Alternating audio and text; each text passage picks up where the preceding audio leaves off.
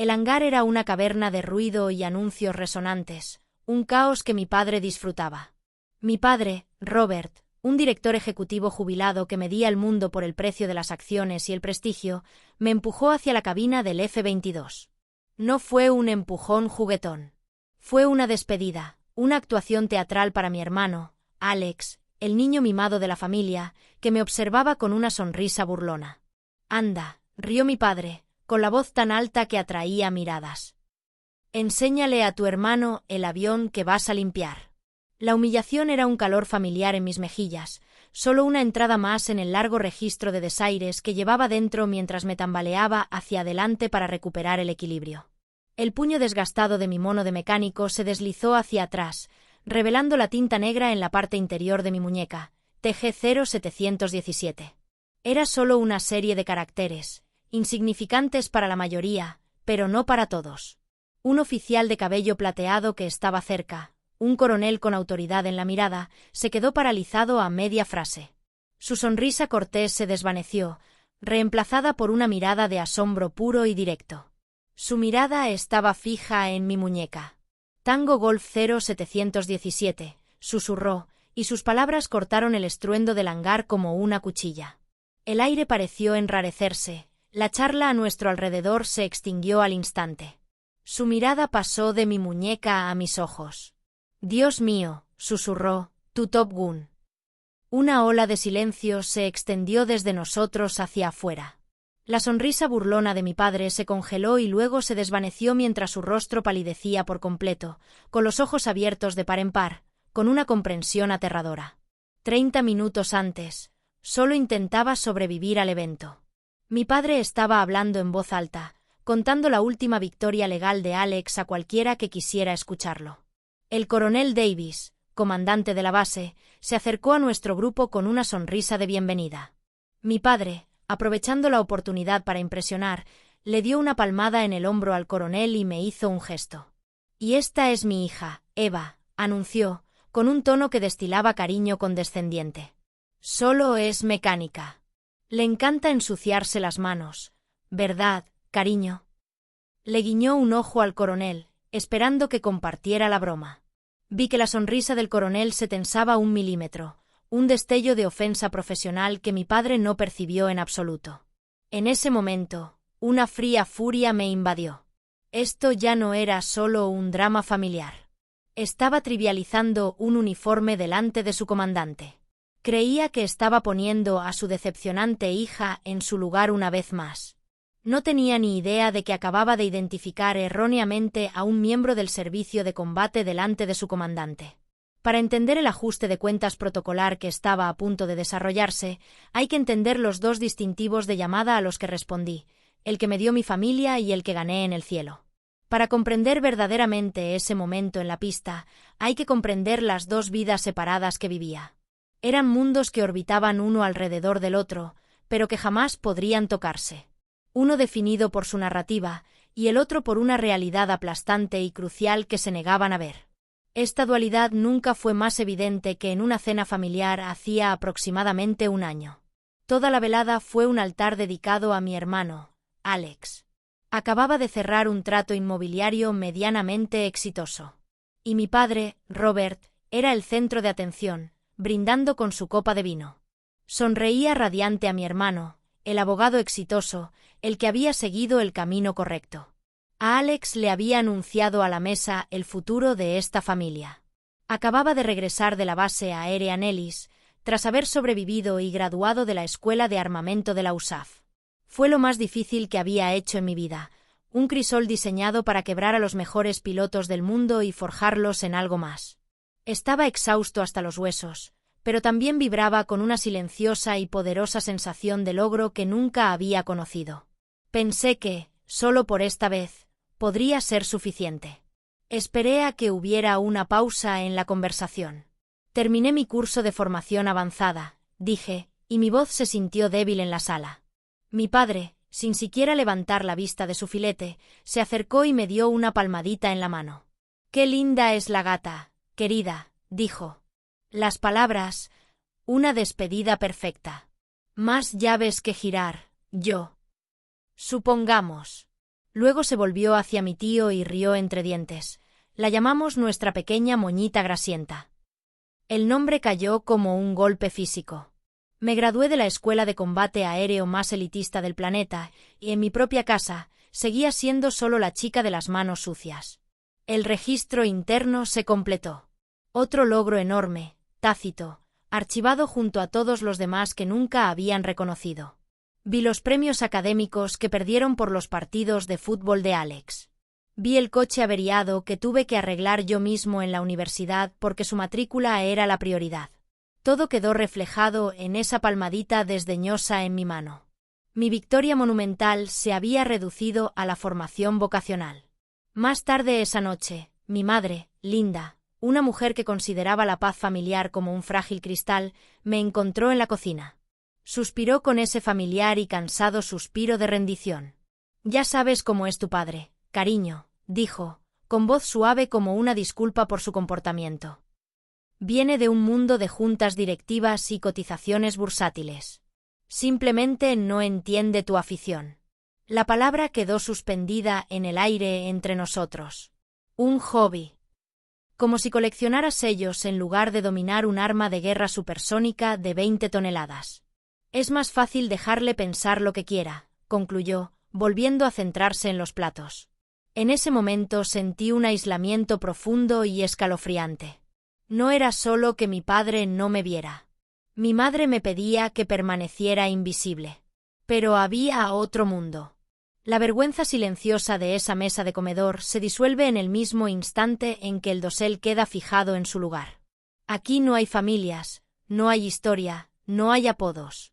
Solo existe la misión. Mi indicativo de llamada es Valkyrie. Mi mundo es el resplandor blanco de la pantalla de visualización frontal y el ritmo constante de mi propia respiración a través de la máscara de oxígeno. Valkyria, aquí hecho, con banda a tus 6, aspecto alto. Ve a Winchester en el objetivo alfa. La voz de mi compañero, el capitán Kaye Chojin, un hombre que había visto mis registros de vuelo y nunca cuestionó mi lugar en el cielo, fue un ancla tranquila en la tormenta. La presión comienza instantáneamente cuando me inclino bruscamente hacia la izquierda. Mi traje anti-G se infla, apretando mis piernas y mi torso, un abrazo violento de la máquina diseñada para mantener la sangre en mi cerebro. 9G se sienten como si un gigante de hormigón estuviera sentado sobre tu pecho. Tu visión se nubla, tu sangre se vuelve plomo y cada extremidad pesa 1000 libras. Pero no entras en pánico. Respiras un gruñido gutural practicado que fuerza el aire a entrar en tus pulmones. Te concentras. Vuelas. El bandido simulado era bueno, pero yo era mejor. Hice que el Raptor realizara una contramaniobra defensiva, una subida brutal que desafiaba las leyes de la física y me puso justo detrás de él.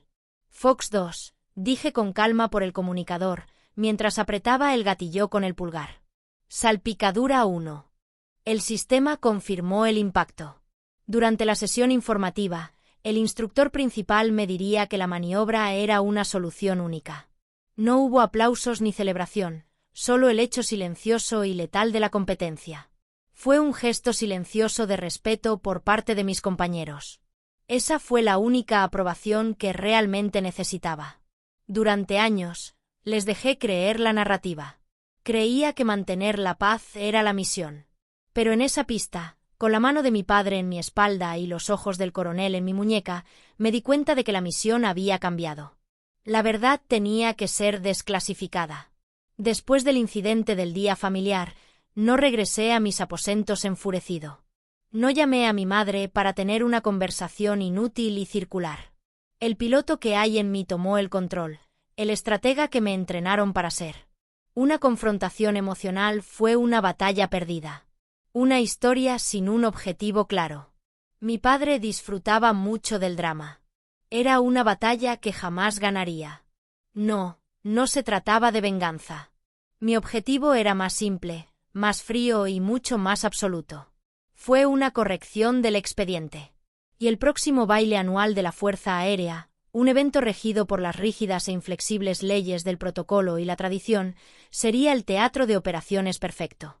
El ego de mi padre era su mayor vulnerabilidad, una ruta de vuelo predecible que yo podía interceptar fácilmente. Sabía que no podía resistirse al atractivo de la importancia percibida.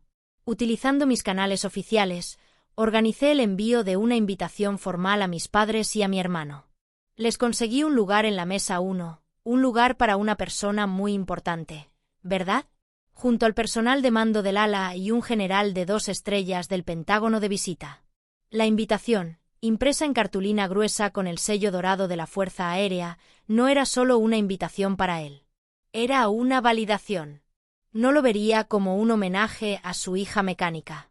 Lo vería como el reconocimiento militar por fin a un hombre de su talla. El cebo estaba puesto.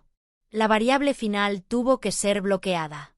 Mi plan no podía basarse en la esperanza. Tenía que construirse sobre la regulación. Programé una breve reunión con el asistente ejecutivo del coronel Davis, un joven capitán que vivía y respiraba el protocolo, un hombre para quien el reglamento era escritura. No mencioné a mi familia. No mostré ni una pizca de emoción. Mi pregunta se formuló con desapego profesional. Señor, con respecto a la ceremonia de entrega del premio, comencé con voz firme. ¿Puede confirmar que las menciones de los premios incluirán la lista completa de calificaciones especiales del galardonado, según el reglamento de la Fuerza Aérea 36 US 283? Me miró fijamente, intrigado por la especificidad. Escribió un momento, chasqueando los dedos con precisión. Afirmativo, capitán, dijo sin levantar la vista de la pantalla. Para el premio al piloto del año, la mención mencionará explícitamente cualquier certificación avanzada. La graduación de la escuela de armas sería el elemento principal. Una certeza fría y limpia se instaló en mis entrañas. La trampa estaba armada.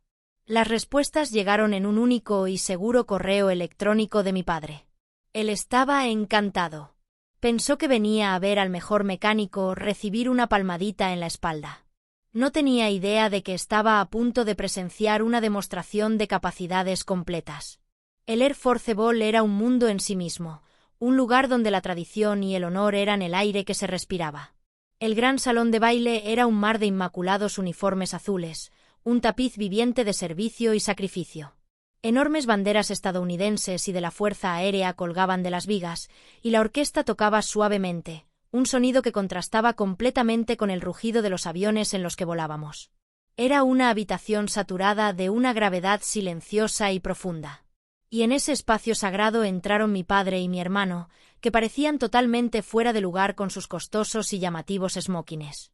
Se movieron entre la multitud no con respeto, sino con la arrogancia de hombres que creían que su dinero los convertía en miembros de la realeza dondequiera que iban. Vi a mi padre inclinarse hacia mi hermano Alex y decirle algo. Su voz era un susurro condescendiente. Un poco rígido, ¿no crees?, murmuró, ajeno a las miradas aceradas de los oficiales condecorados que estaban cerca. Me senté con ellos en la mesa 1, un observador silencioso de mi propia vida. Sentí la tensión familiar, la necesidad de encogerme para encajar en su mundo. Pero esta noche fue diferente. Esta noche, yo no estaba en su mundo. Ellos estaban en el mío. Comenzó la ceremonia de entrega de premios. El último y más prestigioso honor de la noche, el premio piloto Wings del año. El coronel Davis, un hombre cuya autoridad silenciosa llenaba toda la sala, subió al escenario. Mi corazón empezó a latir con fuerza, de forma lenta y constante, contra mis costillas. Respiré hondo, tal como lo haría antes de un giro de alta gravedad. Mientras tanto mi familia parecía aburrida. El galardonado de este año, comenzó el coronel Davis, con su voz resonando en la sala, ha redefinido los estándares de preparación para el combate aéreo. Habló de un reciente ejercicio bandera roja, el entrenamiento de combate más intenso y realista del mundo. En un escenario complejo con múltiples ramas, este piloto se enfrentó y derrotó por sí solo a 8 aeronaves agresoras simuladas, un nuevo récord de base. Un murmullo bajo de genuino asombro recorrió la audiencia de mis compañeros. En mi mesa, escuché a mi padre susurrarle a Alex, con la voz cargada de desdén, probablemente algún pez gordo que se cree Tom Cruise. El comentario fue tan perfectamente suyo, tan profundamente ignorante de la habilidad y el coraje que se describían, que casi sonreí. No tenía idea de que estaba hablando de su hija. La voz del coronel resonó, atrayendo la atención de todos hacia el escenario. Este piloto no es solo un operador, sino un estudioso del dominio aéreo. Las pantallas gigantes a ambos lados del escenario, que habían estado mostrando el emblema de Wings, cambiaron repentinamente. Apareció una imagen, el icónico y prestigioso parche de la Fuerza Aérea de los Estados Unidos. Escuela de Armas de la Fuerza. Graduado con honores. El coronel continuó, haciendo una pausa para dejar que el peso de esa declaración recayera sobre la sala de expertos que comprendían exactamente lo que significaba. Indicativo de llamada, Tango Golf 0717. El rostro de mi padre se frunció brevemente, confundido. El número era un leve eco en su memoria, un fantasma del hangar del día familiar que no lograba ubicar. Luego vinieron las palabras finales. Por favor, únanse a mí para honrar a la capitana Eva Valkyrie Rustova. El foco de atención me encontró y me puse de pie. La sala era un torbellino de rostros, pero yo estaba muy consciente de la repentina y brusca inhalación desde mi propia mesa. Ya no era el mono grasiento con el mono manchado. Yo era capitán de la Fuerza Aérea de los Estados Unidos. Mi uniforme desordenado, impecable y perfecto. Las medallas en mi pecho, medallas por las que nunca me habían preguntado, brillaban bajo las luces. Cada paso que daba hacia ese escenario parecía pesado y deliberado. Cada paso sobre el suelo pulido era una entrada final y satisfactoria en un libro de contabilidad largo y desequilibrado. Este movimiento fue para cumpleaños olvidados. Este era para las palmaditas condescendientes en la cabeza. Este era para llamarlo un hobby.